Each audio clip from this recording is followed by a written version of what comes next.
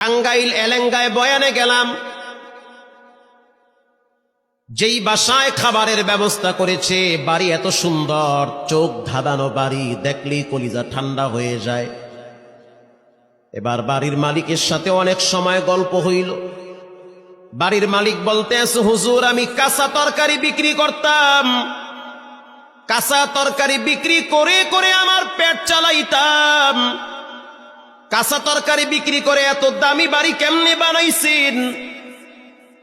এক কথায় তার উত্তর হলো, তা তিনি বলল যে আমার রব আমাকে এই নিয়ামত দান করেছে, অল্পের ভিতরে বরকত বাড়ায়া দিছে। আমি বললাম কেমনে এই বরকত আসলো, কোন রাস্তা দিয়া? তিনি জবাব দিতেছে, প্রতিদিন সকালবেলা আমি সবজি কেনার জন্য গ্রামে যাই। কষ্ট হয় আপনাদের? সবজি, কাঁচা তরকারি, কদু, ঝিঙ্গা, তুরই, বটবডি, পেঁপে এগুলা কেনার জন্য আমি ভ্যান নিয়ে গ্রামে যাই। আমি রাত্র প্রায় 4টার সময় ঘুম থেকে উঠি।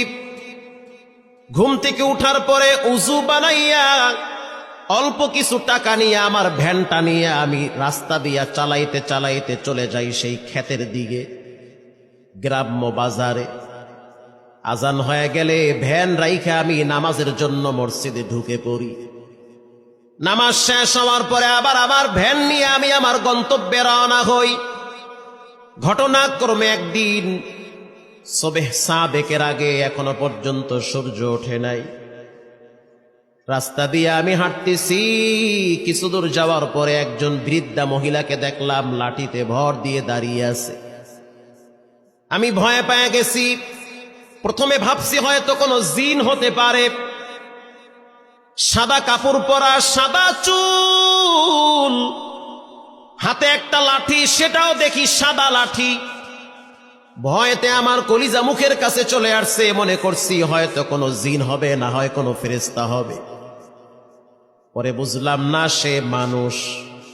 কাছে গেলাম, সে আমার দিকে হাতটা বাড়ায় দিল। 5টা টাকা দাও, 1 পিস রুটি কেনার মতো টাকা আমার কাছে নাই। গরিব মানুষ আমি।